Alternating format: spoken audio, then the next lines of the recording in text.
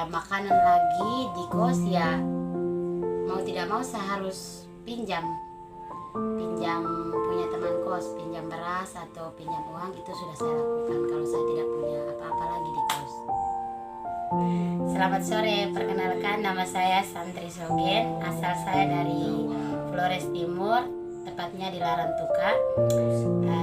Saya lahir di Larantuka.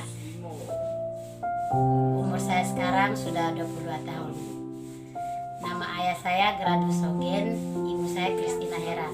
Saya punya 4 saudara, jadi kami ada 5 orang anak. Terus kalau Kak Santi sendiri sekarang kuliah di mana?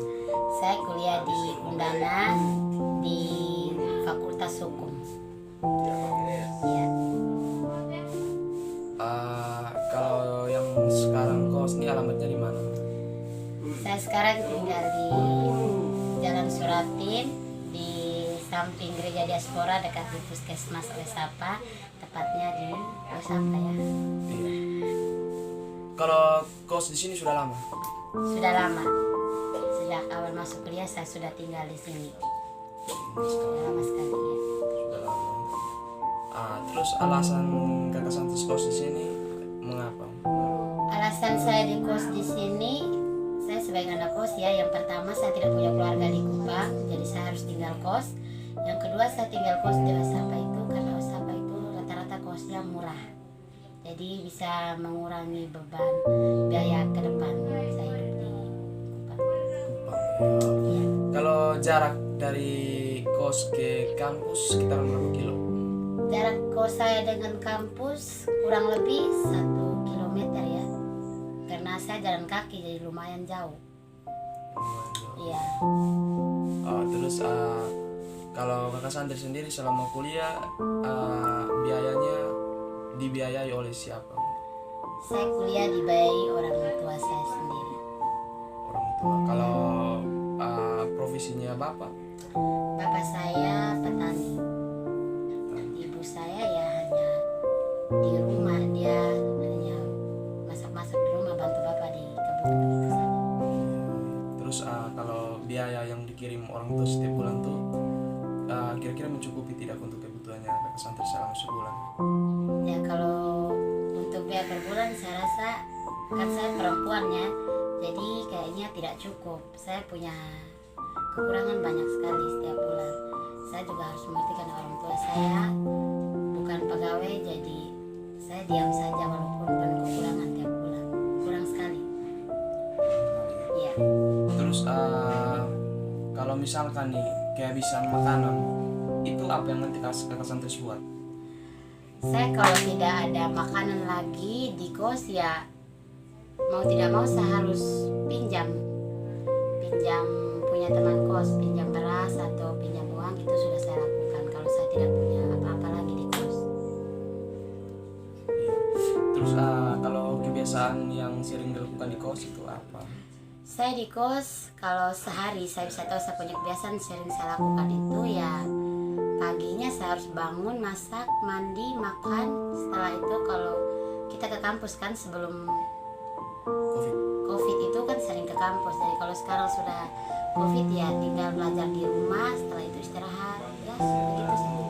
Saya tidak kemana-mana karena itu protokol kesehatan jadi jarang keluar. Ya. Terus kalau makanan yang sering dimasak di kos apa? Makanan yang sering masak di kos ya nasi, kangkung, itu sudah sebagai makanan pokok ya anak kos, karena tidak bisa makanan yang enak karena kita lihat dari biaya ya kan. Iya. Terus kalau makanan favorit Kakak Santi sendiri apa? Makanan favorit kalau di rumah ya boleh, tapi di kos ya tidak ada makanan favorit, palingan cuma makanan pokok itu saja ya, nasi sama sayur itu saja, tidak ada yang istimewa. Itu sudah jadi makanan favorit juga? Iya, ya favorit. Pokok Terus semuanya sudah di situ. mungkin Kakak Santi ada sedikit cerita untuk suka duka yang dialami di kos? Suka duka yang dialami di kos. Kalau kita sebagai anak kos ya palingan dukanya paling banyak ya. Sukanya hanya segitu aja, kita senang di kos itu karena kita punya banyak teman kos ya kan. Terus kita saling berbagi begitu. Kalau dukanya itu banyak sekali. Yang pertama itu saat kita tidak punya uang, itu susah sekali.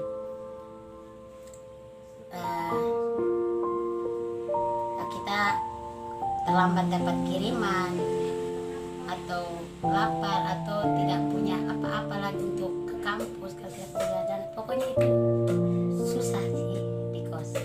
Susah. Iya.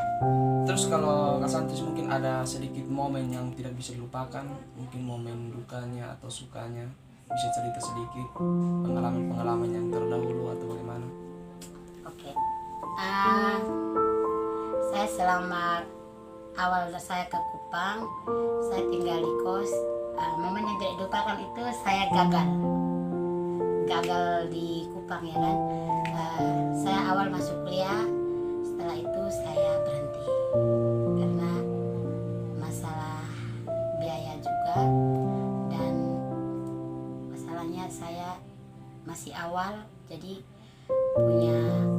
tidak punya cari jalan keluar untuk mengatasi sesuatu itu belum bisa. Jadi saya putuskan untuk berhenti kuliah. Setelah itu saya kuliah lagi. Momen saya yang saya tetap ingat itu saya gagal sekali. Jadi saya tidak bisa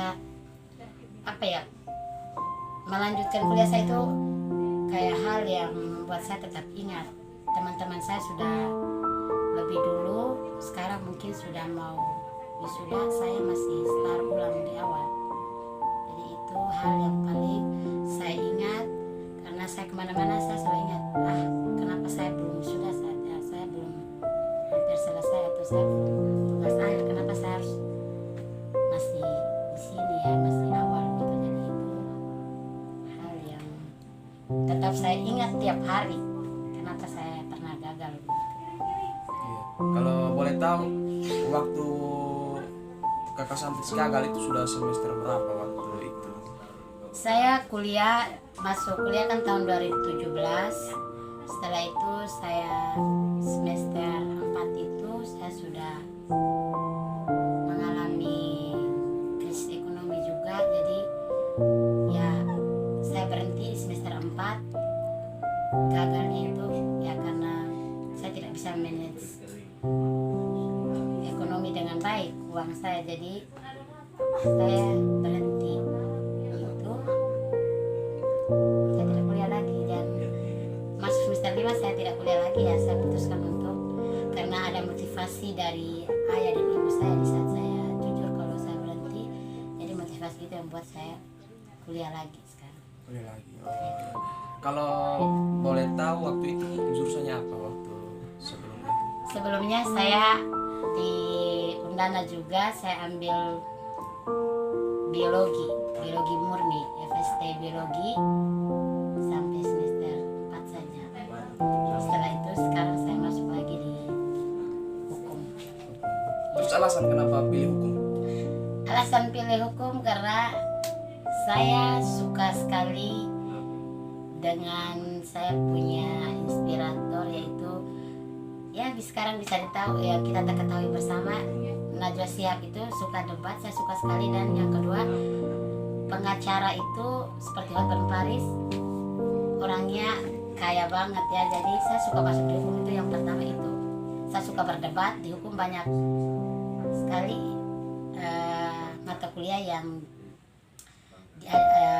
diajarkan kita untuk saling berdebat, dan saya pengen jadi pengacara. Iya. Hobinya berdebat ya? Iya. Berdebat, ya. Terus mungkin harapan Kakak Santri sendiri di tahun 2021 ini apa? Harapan saya di tahun 2021 ya pengen kembali ke kampus, kuliah di kampus, karena saya sudah tidak mau lagi di kos, belajar di kos. Saya mau ke kampus karena saya orangnya maunya di luar, tertekan kalau di kos terus, karena saya pengennya COVID-nya cepat selesai, masalah COVID ini cepat selesai lah, tidak mau COVID itu selalu ada dan saya selalu di kos.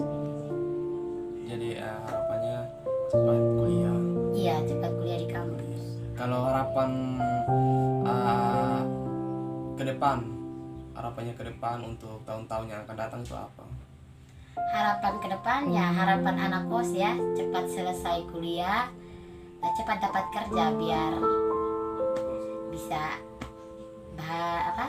biar bisa hidup dengan baik, tidak seperti sekarang kos kan kita tahu biaya kita selalu pengeluaran ya kan, dan cepat selesai kuliah, cepat dapat kerja supaya bisa bantu orang tua begitu. Mungkin ada pesan dari ayah atau mungkin ibu yang sering memotivasi kakak Santis untuk bisa kembali semangat kuliah. Mungkin ada pesan yang masih kakak Santis ingat dari bapak atau mama. Iya, pesannya saya selalu ingat itu pertama dari bapak saya. Bapak saya itu kan orangnya sangat semangat, dia tidak pernah menyerah dengan kegagalan. Jadi di saat saya gagal, bapak saya itu orang yang selalu dukung saya untuk kamu tidak boleh menyerah, gagal itu perlu untuk memperkuat kamu ke depannya, itu kamu harus gagal. Jadi belajar dari kegagalan untuk kamu tetap maju, jangan pernah menyerah, hidup ini tidak boleh menyerah ya, itu pesan bapak saya. Jadi saya tidak boleh menyerah, saya tetap lanjut. Mantap. Terus yang terakhir ini ya, mungkin kakak Santis ada sedikit pesan buat anak kos khususnya yang sementara kuliah. Anak kos pesan saya buat anak kos gimana ya, saya juga anak kos. Yang pertama kita sabar, kita anak kos itu harus sabar. Yang kedua